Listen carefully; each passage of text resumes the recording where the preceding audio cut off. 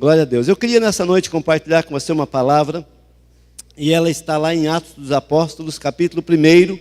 Nós vamos ler os 12 primeiros versículos de Atos, capítulo 1. E eu queria que você pudesse abrir a sua Bíblia, se você pode. Atos, capítulo 1. Nós vamos ler do versículo 1 até o 12. O tema dessa palavra é a igreja de Atos. O tema não tem a ver com o livro. O tema tem a ver com a ação da igreja, com a atitude da igreja. Então, Atos capítulo 1, do 1 até o 12, a parte A do 12. Quem achou, diga: Jesus é lindo. Quem não achou, eu aguardo você procurar, mas eu vou garantir para você uma coisa: Jesus é lindo mesmo. Ele é maravilhoso, nós temos cantado, lindo és. Diz assim o texto: fiz o primeiro tratado, ó Teófilo, acerca de tudo quanto Jesus começou a fazer e a ensinar, até o dia em que foi levado para cima, depois de haver dado mandamentos pelo Espírito Santo aos apóstolos que escolhera, aos quais também, depois de haver padecido, se apresentou vivo com muitas provas infalíveis, aparecendo-lhes por espaço de 40 dias, e lhes falando das coisas concernentes ao reino de Deus. Estando com eles, ordenou-lhes que não se ausentassem de Jerusalém, mas que esperasse a promessa do Pai, a qual, disse ele, de mim ouvistes. Porque na verdade João batizou em água, mas vós sereis batizados no Espírito Santo dentro de poucos dias. Aqueles, pois, que haviam reunido, perguntavam-lhe: Senhor, é nesse tempo que restauras o reino a Israel? Respondeu Jesus: a vós não vos compete saber tempos ou épocas que o Pai reservou à sua própria autoridade, mas recebereis poder ao descer sobre vós o Espírito Santo, e ser-me-eis testemunhas, tanto em Jerusalém, como em toda a Judéia, Samaria e até os confins da terra. Tendo dito isso, foi elevado para cima, e enquanto eles olhavam, e uma nuvem o recebeu, ocultando a seus olhos. Estando eles com os olhos fitos no céu, enquanto ele subia, eis que junto deles apareceram 2 varões vestidos de branco, os quais lhe disseram: varões galileus, por que estáis aí olhando para o céu? Este Jesus que dentre vós foi elevado para o céu, há de vir, assim como para o céu o vistes ir. Então voltaram para Jerusalém, do monte chamado das Oliveiras. Só até aqui. Obrigado, Senhor, pela Tua palavra. Nós te louvamos, Deus, porque a Tua palavra, Senhor, ela é poderosa, Senhor. A Tua palavra, Senhor amado, ela, Senhor, traz alimento para a nossa alma. A Tua palavra nos fortalece, a Tua palavra nos inspira, a Tua palavra, Senhor amado, nos anima, a Tua palavra nos revela a Tua vontade. E por isso, Senhor amado, como é importante ouvir a Tua palavra. Nessa noite nós queremos que os nossos ouvidos estejam atentos à voz do Senhor. Nós queremos ouvir aquilo que o Senhor tem para falar conosco, Senhor, e por isso nós repreendemos toda a tentativa do inferno de, ó Deus amado, nos impedir de ouvir a voz do Senhor. Deus, eu coloco a minha vida diante do Senhor e declaro a minha dependência total do Senhor. Eu preciso de Ti, porque eu não tenho nada de mim mesmo, Senhor, mas que o Senhor possa falar com a Tua igreja apesar de mim, Senhor. E que eu seja um canal, Deus, para a glória do Teu nome. Abençoa cada vida, fala conosco, nós oramos no nome de Jesus. Amém? Querido, antes de ser assunto ao céu, antes de Jesus voltar a estar com o Pai, o texto fala que ele ficou 40 dias com os discípulos, comendo com eles, reunindo-se com eles, ensinando, dando algumas direções, dando algumas instruções, falando de como eles deveriam se portar e o que deveriam fazer para dar continuidade ao projeto que ele, Jesus, começou. Jesus começou um projeto de implantar o reino de Deus aqui na terra. Lá em Mateus 6, ele ensinando a orar, ele fala: venha o teu reino e seja feita a sua vontade. Então, quando Jesus ele chegava, ele dizia assim: olha, é chegado o reino dos céus. Então o projeto de Jesus era implantar o reino de Deus aqui na terra. E Jesus então, ele fala para os discípulos: olha, vocês vão fazer isso, vocês vão implantar o reino de Deus na terra, vocês vão levar o evangelho, vocês vão continuar essa missão que ele havia começado e que ele morreu por aquela missão. E é interessante que ele fala ainda: não vos deixarei órfãos, o Pai enviará o Espírito Santo. Enfim, Jesus fala que o Pai enviaria o Espírito Santo para os guiar nessa missão, para que eles pudessem ser, fortalecidos pelo Espírito Santo. A palavra Espírito Santo, em sua raiz, é paráclito, que é o ajudador, o suporte, o sustentador. Então o Espírito Santo, ele iria conduzir, ele iria direcionar aquele povo para que eles pudessem então dar continuidade a esse projeto tão maravilhoso de o reino de Deus se estabelecendo na terra. Esse é o projeto de Deus. sabe, que a terra seja cheia da glória de Deus. A Bíblia fala que o mundo, sabe, toda a terra se encherá da glória do Senhor, como as águas cobrem o mar.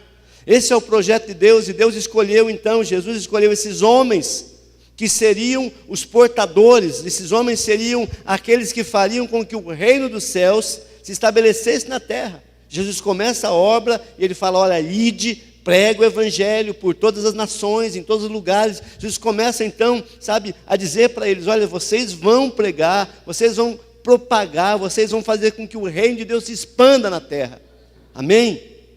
E é interessante que ele fala justamente isso, né? E era isso que os homens deveriam fazer então, eles deveriam se mover para realizar a vontade de Deus. E uma pergunta que eu faço muitas vezes para as pessoas é, será que a sua vida, sua postura, suas ações, suas reações, sua caminhada, tem de alguma forma contribuído para que o reino de Deus se propague na terra? O reino de Deus seja anunciado? Sabe que desses homens, eles tinham andado com Jesus, por 3 anos e poucos andaram com Jesus, eles viram tantas coisas, eles viram tantas maravilhas, eles viram tantos milagres, eles foram testemunhas de milagres, de coisas sobrenaturais que Jesus fez, e eles próprios, sabe, também tinham experimentado isso. Jesus tinha dado a eles a oportunidade deles também pregar, deles também fazer, deles também, sabe, curar enfermos. Então esses homens, eles tinham contemplado tantas coisas, tantos milagres, tanta coisa sobrenatural, e quando eles veem Jesus sendo assunto ao céu ali, sabe, eles ficam olhando e pensando, puxa, quanta coisa nós vimos. Se você quiser, se você lembrar, se você quiser anotar, Mateus 13:17, Jesus chega a dizer para eles assim, olha, muitos justos e muitos profetas desejaram ver o que vocês estão vendo, mas vocês têm um privilégio. Então quando Jesus começa a ser levado ao céu, eles começam a olhar, e eles ficam olhando, e eles ficam talvez pensando, puxa vida, quanta coisa nós vimos ele fazer, quanta coisa nós vimos ele realizar, e agora Jesus é levado ao céu, agora Jesus ele é, sabe, as nuvens encobrem Jesus, e a tarefa de implantar o reino dos céus agora é deles. Está entendendo? A tarefa é sua agora. A tarefa, sabe, agora era deles. Jesus estava sendo assunto ao céu, e eles então precisam, sabe, se mover, precisa ser ativo, ter atitude, para que o reino possa ser implantado. Mas o versículo 9 e 10 fala que eles ficaram fitos no céu, olhando para o céu. A Bíblia fala assim, e eles fitando os olhos no céu, ficavam olhando e vendo Jesus sendo coberto pelas nuvens. E eu fico pensando assim, queridos, sabe, esses homens ficaram ali olhando para o alto, e talvez ficaram pensando, puxa, quanta coisa nós vimos, quanta coisa nós experimentamos, quantos momentos maravilhosos nós passamos com Jesus. Eu não sei quanto tempo eles ficaram ali, eles ficaram um tempo olhando, contemplando. Que lindo, nossa Jesus, como você fica bem desse ângulo. Nossa Jesus, que maravilha, a gente viveu tanta coisa. Eu não sei quanto tempo que eles ficaram ali, mas eu creio que eles ficaram um bom tempo ali parados, a ponto de Deus mandar 2 anjos vindo do céu, e falou, ó, vai lá, cutuca eles lá, fala para eles que eles têm que se despertar, sabe, eles talvez ficaram ali olhando, lembrando, pensando nos momentos que eles tinham tido com Jesus, sabe, os milagres que Jesus operou, os milagres que eles também operaram sob a direção de Jesus. E fala sério, irmão, é bom recordar, não é não? É muito bom de vez em quando você ficar pensando, pensa você aqui comigo, sabe, você começar a lembrar dos feitos do Senhor, como é bom relembrar dos tempos, do início da sua fé. Você lembra do tempo que você começou na fé? Uma fé pura, uma fé, sabe, inocente, uma fé quase irresponsável. Um tempo eu sentei com o Magno lá, ele começou a contar um pouco da história dele, que maravilha, sabe, ouvir o que Deus fez, as maravilhas do Senhor. Você consegue fazer esse exercício nessa noite? Você consegue pensar nas coisas que Deus fez na sua vida? Você consegue imaginar, sabe, os milagres que Deus fez? Você consegue imaginar, sabe, as coisas que o Senhor falou com você quando você estava começando a sua fé, de onde Deus te tirou? Vamos fazer um exercício? Vamos relembrar? Vamos ficar pensando? Vamos ficar imaginando? Olha, puxa, quando eu comecei na fé, de onde eu vim, de onde o Senhor me tirou, eu não sabia nada, E eu era tão, sabe, quase irresponsável nas minhas ações, eu queria tanto fazer as coisas. A gente começa a pensar nisso, que às vezes nós ficamos imaginando, às vezes rola até uma lágrima, né? Oh, que saudade, né, Cristian? Faz tanto tempo, né, Cristian? Né, Celso? Celso não faz muito, né, Celso? Só uns, tem uma estrada já, Celso. Não, mas a gente fica pensando, né, Alessandro? Lembra, né, quando você deixou como é que chama aquele negócio mesmo? A roupa de gaúcho lá, a pilcha, pendurou a pilcha, falou, agora eu sou de Jesus. Você lembra? Sabe quando você começou a caminhar com o Senhor? Sabe, às vezes a gente começa a lembrar, né, irmão Joãozinho? Oh, quanto tempo, hein? Começa a lembrar das histórias, o que Deus já tinha feito, as maravilhas. Irmãos, é uma bênção, é uma maravilha, a gente começa a cantar até, oh, que saudosa lembrança tenho de ti. A minha mulher já foi para lá, né? Porque eu estou cantando essa música. Brincadeira, ela ama. Mas, queridos, às vezes nós ficamos tão contemplativos e nós ficamos tão, sabe, pensativos e tão, como é que tem uma palavra bonita para isso? Nostálgicos, como tão nostálgicos com a nossa fé, né, Will? Aquele tempo que era bom. Ou, às vezes a gente começa a pensar no passado, a gente fica meio contemplativo, meio nostálgico, e eu fico pensando, será que é isso que Jesus quer de nós, queridos?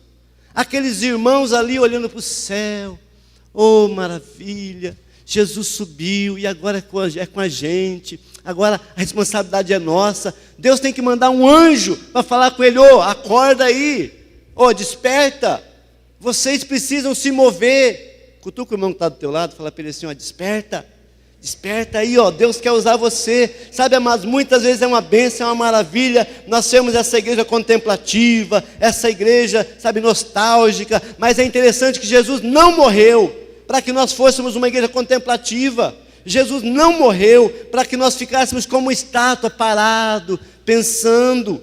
Jesus não morreu para que nós ficássemos inertes, estáticos. Jesus morreu, Cristo, para que nós pudéssemos dar continuidade à sua obra. E nessa noite eu queria desafiar você a ser uma igreja em movimento, uma igreja que haja, uma igreja de atos, não uma igreja de palavras, não uma igreja apenas de teoria, não uma igreja apenas de conhecimento, não uma igreja que apenas sabe a letra, sabe, uma igreja de atitude, uma igreja que se move, uma igreja que se desgasta, que se coloca na presença do Senhor e fala, vamos obedecer ao Senhor. Sabe, amado, tem muita gente parada na igreja, sabia disso? Tem muita gente que está parada, sabe, tipo a mulher de Ló, virou uma estátua, estou esperando Jesus voltar. Se mexe, irmão, não, irmão, assim cansa, vou ficar quietinho aqui que é melhor. Irmão, as almas estão morrendo. A Carol que vai para o Egito, e ela que se vira lá com o pessoal dela, deixa que eles pregam. Irmãos, muitas vezes nós somos assim, nós somos parados, nós somos estáticos, nós somos, sabe, contemplativos demais. A igreja tem que se mover, você é a igreja, amém? Você é uma igreja, você é a igreja, então a Bíblia fala que nós temos que nos mover. Quando Jesus nos chama, Ele fala assim, ide por todo o mundo e pregai o Evangelho. Jesus não chamou a gente para ficar paradão, tipo, né, tem um povo que faz assim, e fica lá, tem crente que é meio yoga, sei lá, budista, sei lá o quê. Tem crente que é meio assim, fica lá, estou aqui esperando. Sabe, irmão, não, nós precisamos nos mover. A Bíblia fala, ide e pregai o Evangelho. Sabe o que é ide? É ir, é saia do lugar, é se mova. Não dá para ir conquistar as vidas olhando para o céu, parado, mas aquele tempo que era bom. Irmão, aquele tempo foi bom, mas glória a Deus, teve o seu papel, teve a sua história, mas hoje é um novo tempo, na sua vida Deus quer que você se posicione, hoje é um novo tempo, Deus quer te dar algo novo, Deus quer te chamar para algo mais profundo. Estamos lendo lá, Efésios 5,14, fala assim, desperta, tu que dormes, e levanta-te de entre os mortos. Tem um monte de gente na igreja, aqui não, aqui está todo mundo acordado, amém? Mas tem um monte de gente na igreja dormindo, irmãos, dormindo na fé, dormindo no que diz respeito a buscar ao Senhor, dormindo no que diz respeito a buscar a face do Senhor. Tem um monte de gente dormindo e a igreja precisa despertar, acordar. O Tony, uma vez, quando ele começou, acho que ele estava começando na Jocum, e ele chegou para mim um dia na relojoaria, isso há muito tempo atrás, né? Carol nem sei se existia, acho que não, era um projeto só. E o Tony um dia chegou lá na relojoaria, cara, tem um livro para você ler aqui, eu já li, é bacana, a gente está lendo lá na Jocum, quero que você leia, do Leonard Harville, Porque Tarda o Pleno Avivamento.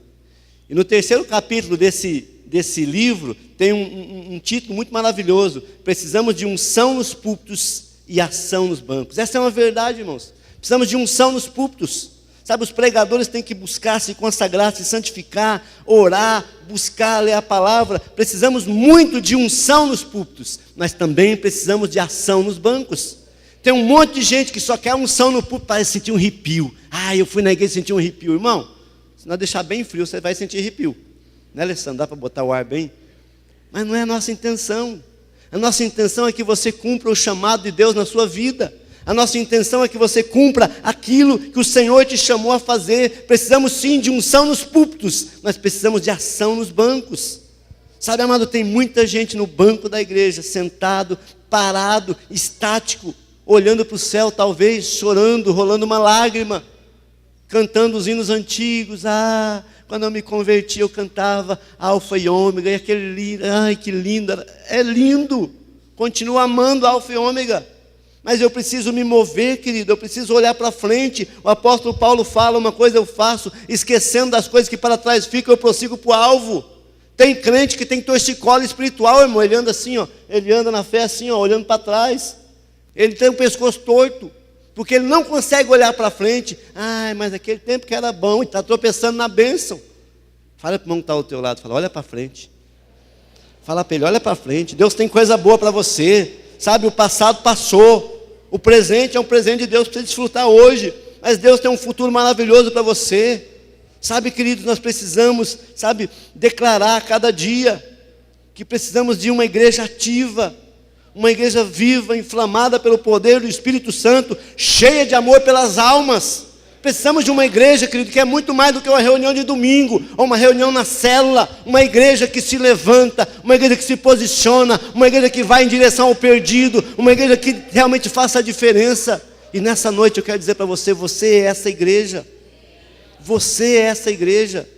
Amado, Jesus está voltando. Querido Deus, deixa eu dizer para você uma coisa, uma verdade poderosa: Jesus está voltando. Irmãos, nós nunca vimos tantos sinais como estamos vendo. Nunca, irmãos, nunca. Sabe, na América do Norte lá, Golfo, 3 furacões: José, Irma e Kátia. Não é você não, Kátia. 3 furacões, um atrás do outro. Irmãos, quando é o maior furacão que já passou naquela região. Sabe, irmãos, de repente lá no México, um terremoto de 8,2 na escala Richter, irmão, 8,2 chacoalha tudo. Lá na Coreia do Norte, aquele cidadão lá, que não tem jeito de dar terremoto lá, que lá as placas tectônicas são bem firmes, ele me bota uma bomba de hidrogênio para explodir, diz que teve um terremoto lá, mas não é uma bomba de hidrogênio que ele está testando. O nosso Brasil nunca foi tão, abalado por um terremoto, por um furacão chamado corrupção. Irmãos, crentes se suicidando, pessoas, negando a fé, crentes se desviando, esfriando. Isso é sinal de que Jesus está voltando. E se nós ficarmos olhando para o alto, querido, Jesus volta e a gente fica. Nessa noite eu quero desafiar você a ser uma igreja de atos, de atitude, de ação, se posiciona, que marcha, que se coloca na presença do Senhor. Sabe, amado, nós não podemos ficar parados. Jesus disse: ide pregar o Evangelho por todo o mundo. Onde você tem ido, você precisa falar do amor de Deus, você precisa declarar o sacrifício de Jesus na cruz. A igreja não pode ser contemplativa, porque a igreja é uma agência do céu na terra. A igreja é uma agência do céu na terra, e você é a igreja. Você é a igreja, irmão, não acha que não é para você. Não, eu só estou indo, só estou de boa, não quero me envolver muito. Você já está envolvido, Jesus já morreu por você. Eu não quero muito, pastor, eu quero ficar na minha. Não tem como ficar na sua, amado. Jesus já morreu por você. Ou você é do Senhor, ou você perdeu. Fala para quem está ao outro lado, você é de Jesus. E Ele vai usar a tua vida. Sabe, amado, a igreja ela deve agir, a igreja deve atuar, a igreja deve ser uma igreja de atos, a igreja deve estar presente, fazendo a diferença. Você tem feito a diferença? Você tem feito a diferença? A igreja precisa fazer a diferença no lar. Irmão, deixa eu falar, eu falo tanto isso. Pastor, você sabe falar isso? Eu falo muito isso. O seu lar precisa ser lugar da presença de Deus. Irmão, o seu lar precisa ser um lugar onde a presença de Deus seja palpável. A pessoa sinta a presença de Deus. A igreja deve agir e atuar e estar presente no lar. Nós precisamos fazer a nossa casa. Não é só quem tem célula na casa. Vocês têm célula, parabéns. Vocês têm aberto as portas da sua casa para receber uma célula. Isso é bênção do Senhor. Mas eu digo, não só quem tem célula em casa, mas o lar, nosso lar, tem que ser um lugar da presença de Deus. Porque Ele nos chamou para realmente fazer a diferença. E a diferença começa na nossa casa. Sabe, a igreja, ela precisa agir, atuar e estar presente no templo também, irmãos. Tem gente abandonando os templos, né? Não precisa, Deus mora no meu coração, não precisa de templo, precisa de templo. Sabe, eu estava lendo ontem, hoje, quando, eu não trouxe aquela minha Bíblia de leitura, estou lendo na King James, mas lá em Jó, finalzinho de Jó, se não me engano, 37, o Senhor fala assim, como é precioso o lugar da sua habitação, o lugar que o Senhor escolheu. Deus escolheu o templo e Ele age no meio do templo, Ele salva vidas no templo, irmão. Não dá para você desprezar o templo, não dá para você desprezar a noiva reunida no templo. Sabe, nós precisamos entender que a igreja deve atuar no lar, no templo, e a igreja também deve atuar, deve agir, deve fazer a diferença nas ruas. Fiquei bem feliz ontem, eu recebo bastante mensagem do WhatsApp, você não tem noção. Recebo muita. Mas eu fiquei feliz ontem, eu sempre fico feliz quando eu recebo, tá? Às vezes umas não. Mas ontem eu recebi o pessoal do setor laranja. Quem que é laranja aí? Dá um U. Ô louco, tá fraco esse U do laranja, hein? Quem que é laranja aí? Dá um U. Amém? O pessoal do setor laranja, eles saíram fazer um evangelismo ali perto da casa do Rodrigo, da Rose ali, na Vila Cordes, enfim, foram ali na rua Monte Sião, ali é de Deus aquele lugar, Monte Sião, Monte Nebo, Monte Oreb, é tudo Monte de Jesus ali. Então eles foram evangelizar ali. Irmãos, a igreja precisa fazer isso, mas sabe uma coisa que eu percebo? Ações como essa, elas parecem que já não são mais, não é uma regra, é uma exceção. O setor saiu ali para evangelizar, para anunciar Jesus, para falar do reino, sabe? Mas ações como essa, é quase uma exceção, quando deveria ser uma regra. A igreja precisa, sabe, sair das quatro paredes, sair do templo, revestida, cheia do poder, e ir pregar nas ruas. Sair do Brasil e ir lá para o Egito, sair daqui e ir lá para a Gâmbia, sair daqui e ir lá para os Estados Unidos, ir lá para a Europa. Sabe, amada, a igreja precisa se mover. E nessa noite, eu quero desafiar você, e quero perguntar para você, você tem se movido? Você como igreja, meu querido, o que você tem feito? Você é um contemplativo? Não, pastor, eu gosto daquela passagem de Maria e Marta, e eu sou Marta, eu fico só sentado aos pés do Senhor, e só fico lá, faço mais nada. Irmão, você tem que entender que tem o tempo de Maria, tem o tempo de você acordar pela manhã, fazer o teu devocional, ler a palavra, orar, jejuar, buscar o Senhor, estar como Maria aos pés do Senhor, buscar. Mas Jesus fala agora se levanta e vai. Jesus não falou para eles assim, fica lá e não sai por nada. Jesus falou, fica até vocês ser cheios do Espírito, depois vocês vão pregar. Então, amados, nessa noite eu quero desafiar vocês e perguntar, o que você tem feito pelo reino? O que você tem feito como igreja de Deus? O que você tem feito para que Jesus possa levar para a sua glória o maior número de pessoas possíveis? O que nós temos feito? Você, sabe, não vai estar como aqueles homens olhando para o céu, não é verdade? Pelo amor de Deus.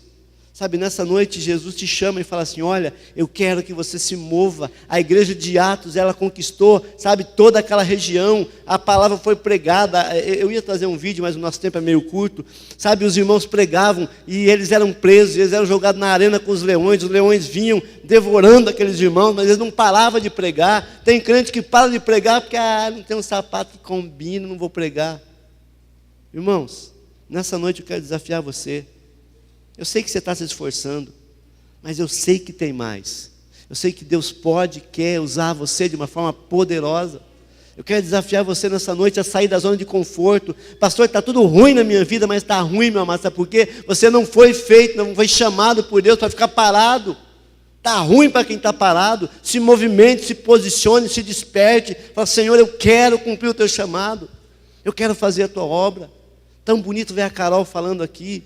Mas às vezes o vizinho do teu lado não ouve de Jesus. Às vezes o teu amigo de colégio não ouve de Jesus. Eu quero desafiar você, irmão. Sabe, a posicionar. Colocar a tua vida e falar, Senhor, eu quero fazer a tua vontade. Ai, pastor, mas veja bem, pastor. Eu vou na igreja na terça, no Tadel, na quarta, na célula.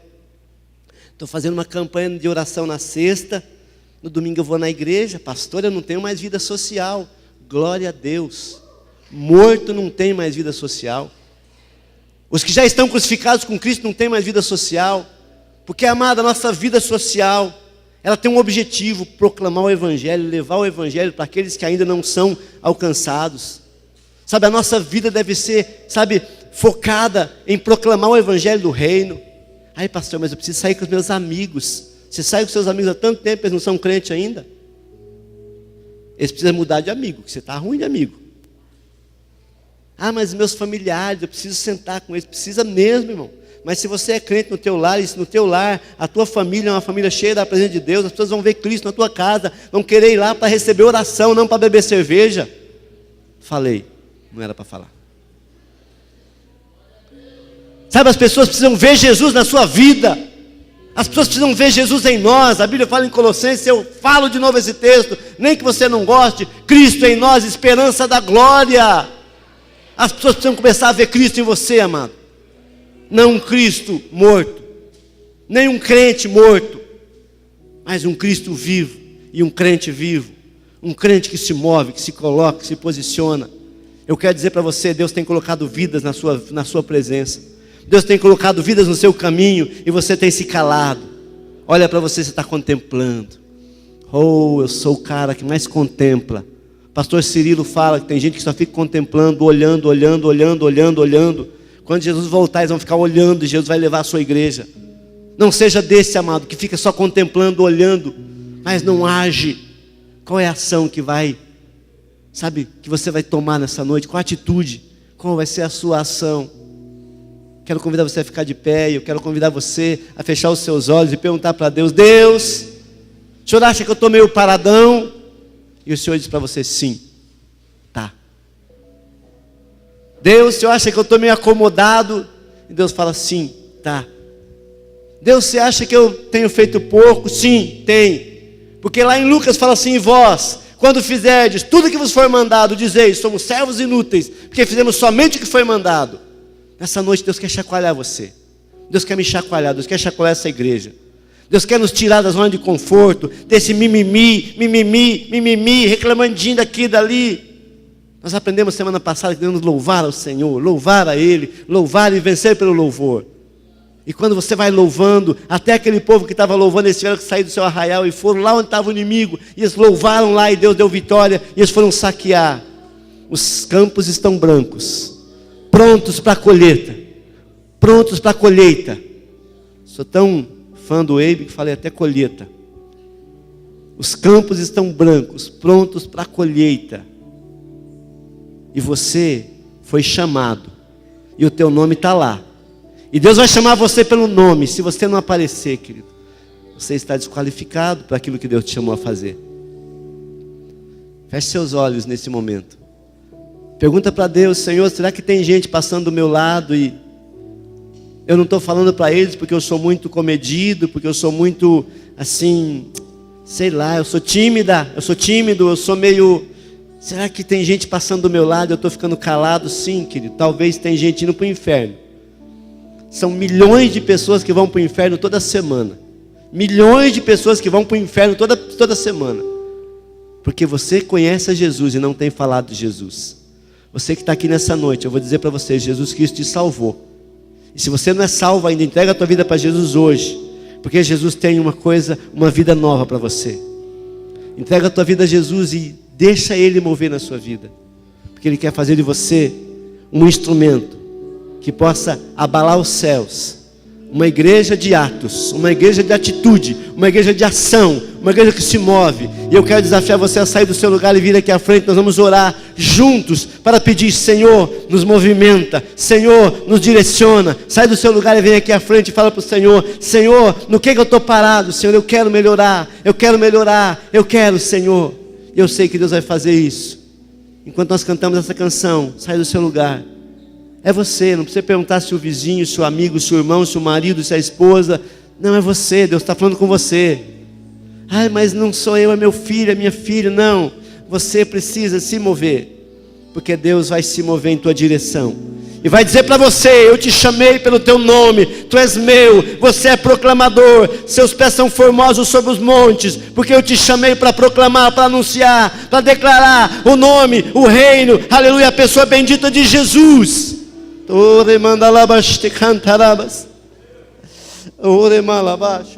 Sai do seu lugar. Se você quiser se prostrar, se prostra. Se você quiser ficar de pé, fica. Mas não fica alheio a essa palavra que Deus está jogando no seu coração. Deus está semeando no teu coração essa palavra.